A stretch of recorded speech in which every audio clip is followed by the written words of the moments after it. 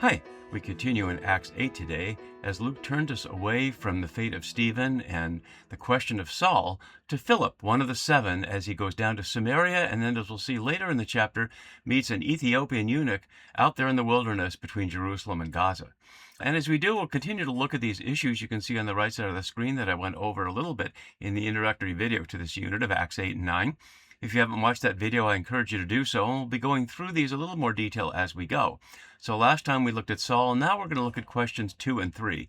And they may seem like very different kinds of topics, but as we'll see, today's passage is a great example of what happens when you look closely at what we can know about the cultural context of the time, and don't read it as if it was written to us today, which obviously it was not.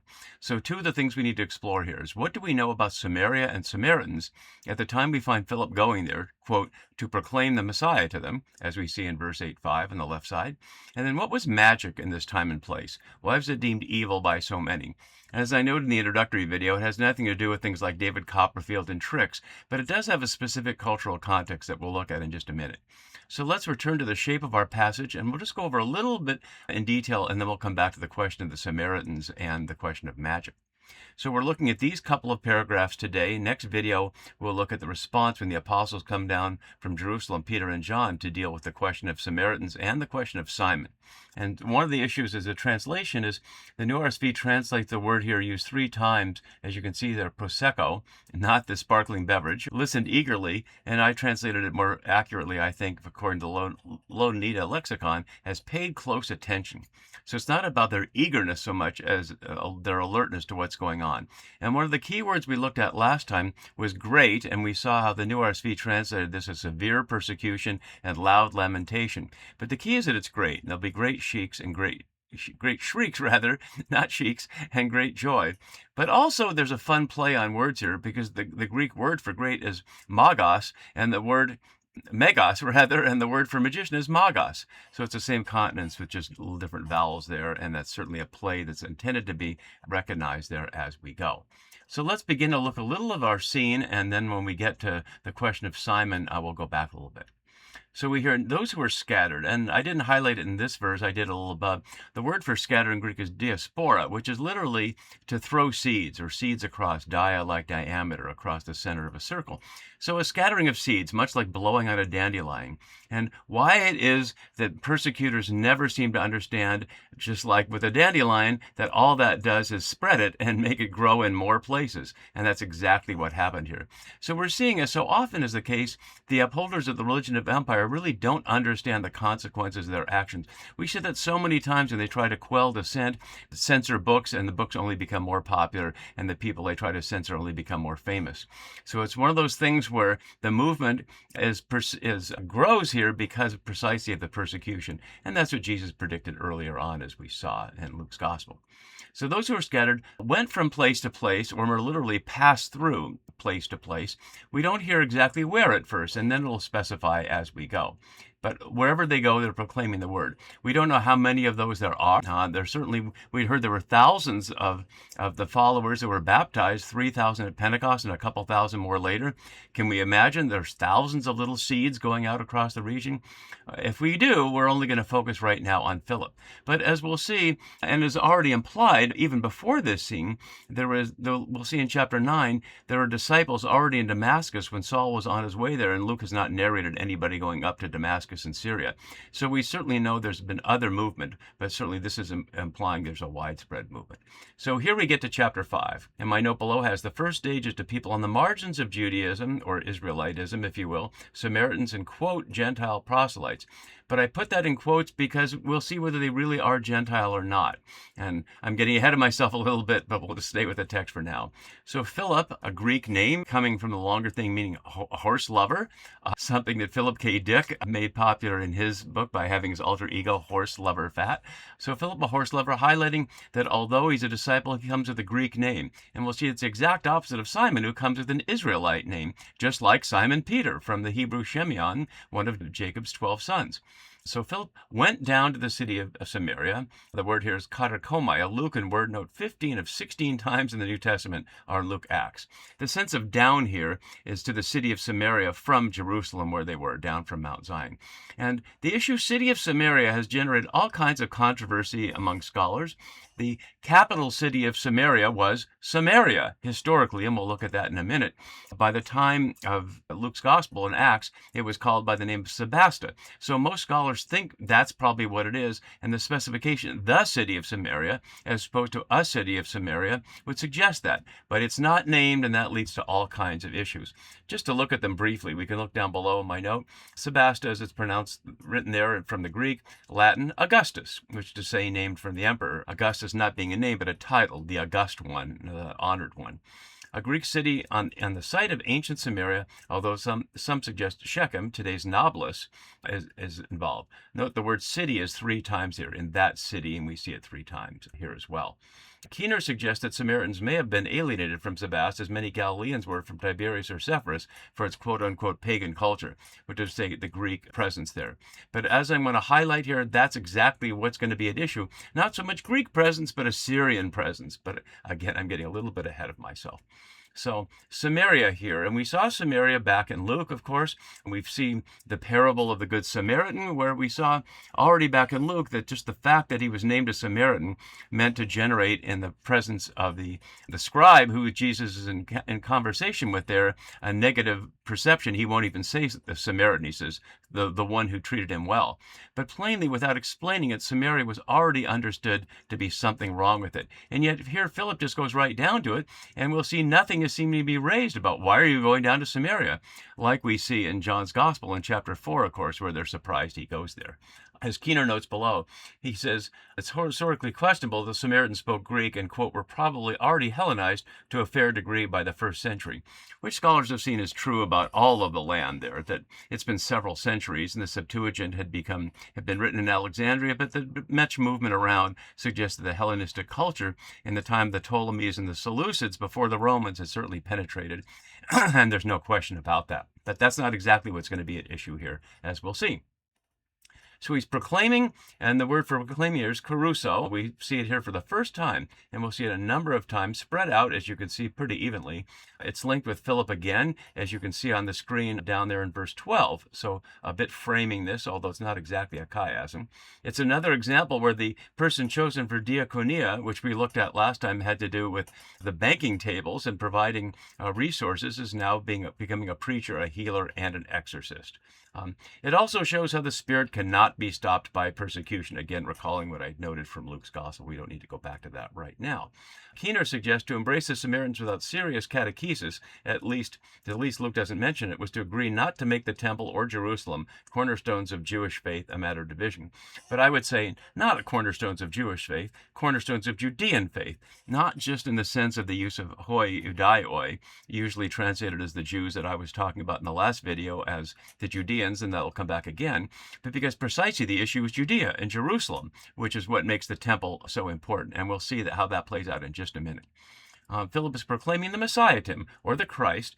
Here the text apparently ignoring the differences in the Messiah traditions and the Samaritan Taheb traditions, which evolved separately because of their belief that the scriptures ended with Moses and the end of the Torah, but they expected the prophet like Moses, according to Deuteronomy 18, to come, not the Messiah like King David, because the monarchy in Jerusalem was something they'd been excluded from, as we'll see in just a minute. I'll skip that note from now just to get us a little closer to where Simon is in the story, and we can bring that all together. So now with Philip down there, the crowds are listening. And again, the crowds seem to have no concern about who Philip is in the sense of, is he a Greek Hellenist? Is he an Israelite? Is he a Judite? Is he somebody they should be concerned about? He's the first one out there, and they're listening to him. Hamathumadon, a word for unity that we saw precisely in the summary after Pentecost in 246, when all were gathered of one heart and one mind and sharing all their meals together. And we see the same in 424. I won't go through all the examples, but sometimes it's positive, all of one mind to follow God's will, and sometimes it's negative, all of one mind to resist Jesus and the apostles, as we'll see. So they're listening, paying close attention to what was said by Philip. And notice at that point, it could be they haven't yet decided. The listening eagerly suggests they really want to hear it, but the listening closely is they're listening to evaluate what he said. But now they're hearing and seeing signs that he did. And notice what Luke's doing here. After chapter 7, when we see a long description of Stephen's understanding of things in that long speech, now he's apparently implying that that's the kind of theology that's being brought out here, although not addressed to the Jerusalem elite, obviously, as it was for Stephen, getting him killed there, but addressing the people that would be the expectation to receive God's presence in them and to heal this division. But we don't hear what signs that he did. They're just signs named there. We saw the signs at Pentecost, and then we see it scattered throughout, but not that many times after this. We see after this immediate scene only 2 more times later. And this is what's described. In the first element, first naming it, we don't hear it named, but now we hear the various elements, exactly what Jesus was doing. Unclean spirits, which we saw one time earlier, and we'll see a couple more times. The latter 3 are all the same incident, and not the same as this incident, but these are all part of the same incident together. Crying out with great shrieks, here, megala here, great shrieks, came out of many who were possessed. Or literally, it could be translated, many came out. It could go either way, that many spirits came out or many people had spirits go out. It's good either way. Who are possessed is not in the Greek, so I left that out over here on that side. And also many who were paralyzed, as we saw in Luke's gospel. It literally means loosened beside there, paraluminoi, or lame were cured, like Peter did at the beautiful gate. So Philip is plainly following in Jesus' footsteps and following in Peter's footsteps and acting in ways that get people to see the power there and speaking that leads to great joy in the city. Here, curiously, it's not megas, it's pole, but I highlighted here, it's actually wrong. It's not the same word there. But the point is the joy, kara, and we see it here, and we'll see it a few more times. So in that city, again, not named, but focusing on the city as an entity, not simply the crowd that we saw earlier up here, that we will see 63 times in Luke Acts, and we only saw 2 times previously in Acts, but now they'll be the main subject. But the focus is on the whole city being transformed here.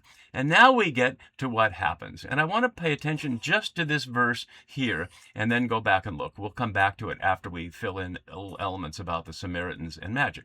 So now we hear, and these are just my note highlighting what comes. But here there's this little tight chiasm, and we can see it just on the screen as well in the English, that he'd practiced magic, and here is with the magic, and they were listening, or paying close attention.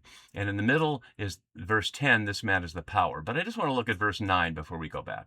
There was a certain man, an heir tetis, and that the use of an heir here specifically for a man will connect him with the eunuch in 827, the first of a number of elements that connect him with that character. And he's named Simon. This is the 5th Simon in Luke Acts all the way through, and it's plainly an Israelite name. And what we're going to see highlighting here is that this is part of a series of hybrid identities. And that's exactly what's at issue in the Samaritan situation. And Philip is already one of them, as a Hellenist. So he's someone who speaks Greek. He's certainly influenced in some ways by the Hellenistic culture, and yet he's preaching the Jewish Jesus or the Israelite Jesus out of the Hebrew scriptures, probably from the Septuagint, but they're saying the Israel scriptures. So Eastman, a historian in 2016, reviews early Christian takes on Simon Magus. And I just want to highlight this here because what you might have in your mind, if you've heard of a Simon Magus who's not in the Bible, is a character invented by the so-called church fathers in the 2nd and 3rd centuries as a boogeyman. And so many scholars struggle to not read our story back through that, so I want to highlight that right away. He says, as you can see in my note down below, one of the most feared and hated figures of early Christianity. And he summarizes, quote, the fact that Simon had believed Philip's preaching and accepted the Christian message, we'll put notes on the Christian element of that in a minute, but is mentioned only very briefly, if at all. Instead, in the variety of places he appears, Simon is always a magician who is always evil and always trying to thwart Peter in his preaching. He is Peter's arch enemy, Moriarty to his Sherlock Holmes. There was never anything redeemable about Simon, and he certainly never receives the benefit of the doubt for his misguided request in the Acts of the Apostles. Along with figures like Marcion, Simon is prominent among the most despised villains of early Christianity. But as you can see, based on a totally fictitious portrayal. So let's just look at what we hear about him, and then we'll go to what I've been promising. We'll go back to see some of the background. He had previously practiced magic, and already that's important. He's not said to be doing it now. He's said to have been doing it before. And notice that he's not called a magician. It's said he's practiced magic, and the word here is only here in the Greek Bible. Magos comes from the Persian power, and we'll come back to that in just a minute. and it amazed the people of Samaria. Notice here, the people of Samaria, the ethnos, literally the nation of Samaria there. Amazed being a word that Luke uses constantly. And we see they're amazed at Philip, and they're also now amazed at Simon. So competing amazements that we're seeing here. But the issue is that he previously practiced magic. And we'll come to the greatness in a little bit. So who is this Simon, and what's going on with Samaria? And one could write whole books on this, and they have been written. I just want to highlight a few points along the timeline. So it begins when the temporarily united monarchies of the different nations of Israel and Judah, united under David and continued under his son Solomon, break up when Solomon's son Rehoboam doesn't know how to hold it together. That's a theme in my book, Come Out My People, and in the new book, Creation or Empire, but I won't go into that now. But the key element, as you can see on the right side, is the quote from 1 Kings 12:16 in the middle of the rebellion, or at the start of the rebellion, rather. When all Israel saw the king would not listen to them, the people answered the king, "What share do we have in David? We have no inheritance in the son of Jesse. To your tents, O Israel. Look now to your own house, O David." So Israel went away to their tents. And after that, their leader, Jeroboam, leads Israel in rebellion against the Jerusalem-centered monarchy, reestablishing the separate nation in the north independent of Judah. And just continue to read from my paragraph here. After that, the Deuteronomistic history judges all northern kings according to whether they follow the, quote, sin of Jeroboam, which is to say, leading people away from Jerusalem, a phrase used 24 times in the rest of the Deuteronomistic history, which is to say, 1 Kings and 2 Kings. So the perspective is a very Jerusalem-centered perspective that these people are all rebels, and not only that, they're blasphemous rebels for not worshiping God properly. And then a couple centuries later, when Israel falls to the Assyrians, and we can see the map here of what is being shown here, Assyria over here, bringing people in this direction, as we can see back to the quote here, this from 2 Kings 17:24. The king of Assyria brought people from Babylon, Cutha, Ava, Hamath, and Sepharvaim, and you can see some of those places here along the map line there. And placed them in the cities of Samaria. Notice the cities of Samaria, not the city of Samaria on our Acts quote. In place of the people of Israel, they took possession of Samaria and settled in its cities. But that's certainly an exaggeration. They certainly didn't remove all the people of Israel any more than the Babylonians removed all the people of Judah. They have removed both cases, the elite, and left the ordinary farmers there who ended up intermarrying with them. So as my note continues, the passage continues to note the people previously known as Israelites, but now known as Samaritans, after the capital city's name, had mixed with those brought by the Assyrians and worshiped both Yahweh and their previous gods. We'll go down one more point, and then we'll connect this back to magic. So at the time of exile, after the exile, this is quoting here, I didn't put the quote down here, but this is quoting from the book of Ezra. We hear this. When the adversaries of Judah and Benjamin, who Josephus describes specifically in this passage down here from Antiquities as the Samaritans, heard that the returned exiles were building a temple to Yahweh, the God of Israel, notice they're claiming the God of Israel, not the God of Judah, they approached Zerubbabel, who's the governor, and the heads of the families and said, "Let us build with you, for we worship your God as you do, and we've been sacrificing him ever since the king Esarhaddon of Assyria, who brought us here." Notice referring back to the previous passage. But they say, "No, you shall have no part with us in building. We alone will build to Yahweh, the God of Israel, as King Cyrus of Persia has commanded us." And so the people discouraged the people of Judah, and they bribed officials, and they frustrated the plan. And as a result of this, although the temple was eventually built, it was delayed for many decades, perhaps even a century, and that cemented the hostility between the two places. So what does that have to do with magic and Simon? Well, magic comes to this area from where? From Assyria. And that's the connection. So let's look just briefly at the language, and I'll probably continue the passage next time because this is already going a ways. The two words that Acts use here are only used here. To practice magic, mageo, and mageia, magic as a noun, only in these places, and rare in all extant Greek literature. But magus, a magician, which Simon is not called, is only used by Matthew, the people we know as the Magi, badly translated sometimes as kings. Kings is not what they are, and they're not from anything that we would now call the Orient, but be that as it may, they're magos. And we only see him in the Septuagint and these passages in Daniel. And this is what we see there in this cultural context. Magicians, the plural here, always part of a set of imperial officials, magicians, enchanters, sorcerers, and Chaldeans, and you see other versions of that in Daniel. Sometimes the New RC misleadingly translates magos as enchanters, but not always. It's the magicians. And these quotes here are from a rock I turned over to get myself deeper into it, and I just want to highlight that for what happens when you dig a little deeper. So in this volume, in Civilizations of the Ancient Near East, Volume 3, in a chapter by Walter Farber, who's an expert on ancient Mesopotamia, he notes this. Just as there were no lines separating magic from cult and religion, there was no clear distinction between healing practices based on, quote, rational science, unquote, and those based on magico-religious techniques. He continues, as far as we know, all non-private acts of magic were to be performed by the official magician, the dispu in Akkadian, who on occasion cooperated with other cultic personnel, and we don't need to look at all those details there.